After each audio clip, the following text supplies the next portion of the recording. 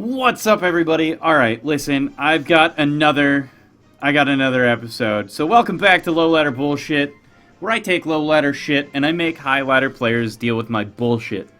Today we got Paul Chua out of the East Coast. He's a great player. If I remember correctly, he's only been a master for 2 years now, maybe 3. But Paul's an awesome guy. He's pretty much consistently at the top of the US ladder. So, huge shout out to him. Check him out on Twitter. God, what is it? Blue Spider? Oh man, hold on. Paul Chua. Yeah, blue_spider. I'll put his link in the description below. Check him out on Twitter. Let's jump into this replay. So you might have gotten a glimpse of what his team was, but I'm going to leave it a little bit of a surprise. We haven't changed up our side of the team too much yet.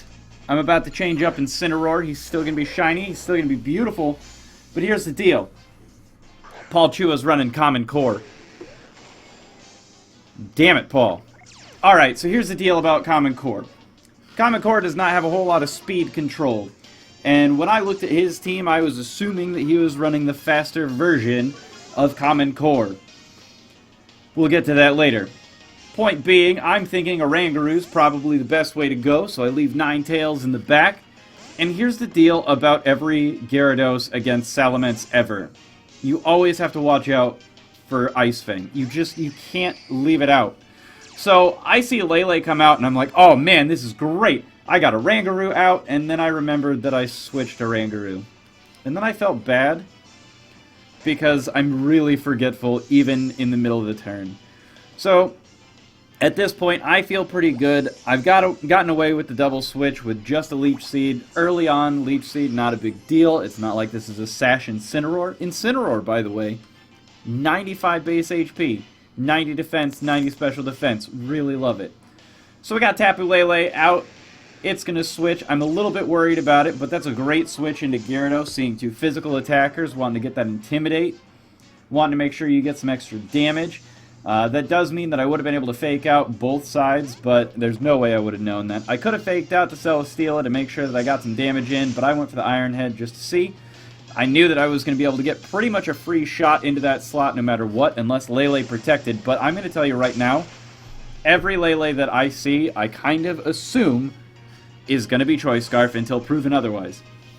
So I got to get it out of here. I got to get Sandslash out. I want to get another Intimidate. I'm fairly certain this is either going to be a Heavy Slam or a Leech Seed from Celesteela or a Protect or a Sub or something.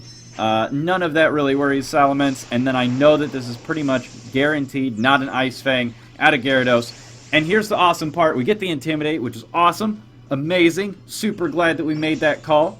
And then we're going to eat what I assumed was a Waterfall, but we get it even better. We get the Hydro Vortex, so now we've popped his Z move. That's the only Z move that he has available, and we took nothing for it. I'm so excited. And then, now that we've got the Psychic Terrain, we can do a lot of damage to Gyarados. And here's the deal. This is Choice Scarf Salamence, so now I have a decision that I have to make.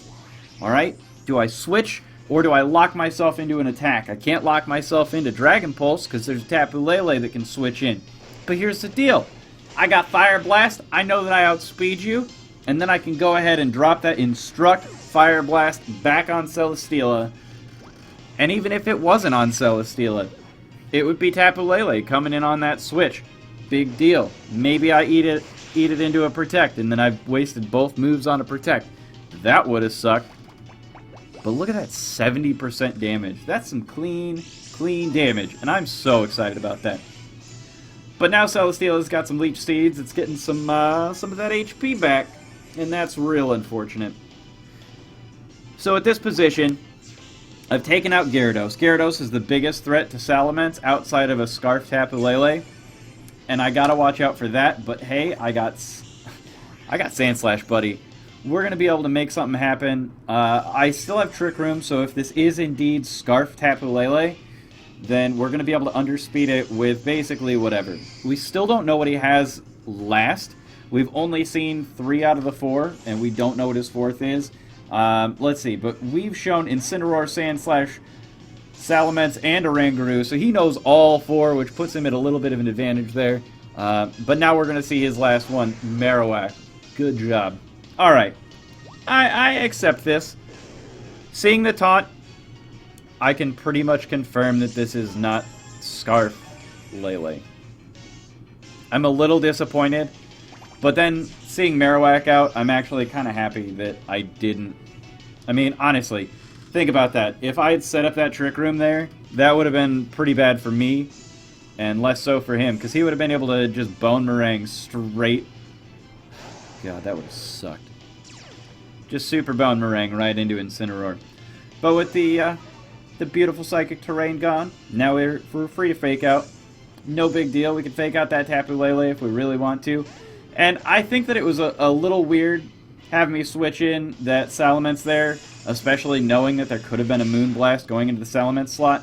But really, I had assumed that Incineroar was the big threat on the field, that you would want to get rid of that one, because it's the biggest damage output on the field. So I wanted to get an Intimidate out on Marowak, knowing that Oranguru, if it's got Trick Room and it's taunted, it's basically got, you know, Psychic with no Psychic Terrain. It's not a threat. And I know that Paul is a good player, so I can make reads around Paul being a good player. And at this point, Tapu Lele is going to go ahead and finish off Incineroar. I'm a little disappointed that Incineroar didn't do as much as I wanted here. Throat Chop actually does a lot to Marowak, so that would have been a great job. Flare Blitz on Celesteela would have been awesome. It has a chance to OHKO. One-hit KO on Celesteela is pretty awesome. A little bit rare. I'm doubling up on a lot of words today, and I'm already frustrated with it, so I apologize. I don't actually apologize, but I wanted you to suffer through it with me now that you've realized that I've repeated the same, like, 5 adjectives over and over. You're welcome. So anyway, now we're in a position where we can intimidate Celesteela. Again, Oranguru, not the threat on the field. We know that we can have a taunt. We know that Psychic's not going to do anything to anything on the field. So Paul's going to let it sit there. And he's basically going to give me a free switch in. And did I outspeed that Tapu Lele? You're damn right I did. And so basically what that means is that now it's Marowak versus Celesteela, or Marowak and Celesteela versus the world. He's eliminated Incineroar, which deals with Celesteela and Marowak, but he still has to deal with Sandslash and this Choice Specs Salamence. Ugh. I actually feel real good about this in this position, because at this point he's seen the Specs Fire Blast. He knows that it's going to take Celesteela down at this range.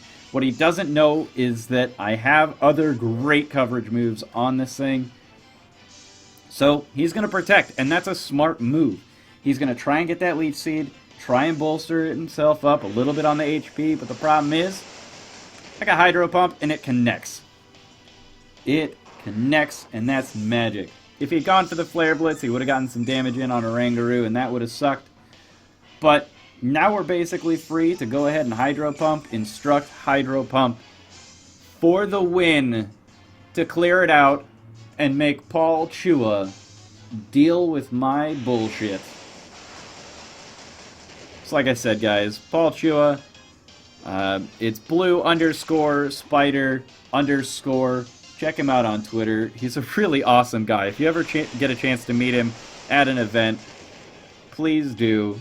He's kind of shy, but he really is an amazing player. So give him a follow on Twitter if you have the chance. Alright guys, you have a good one.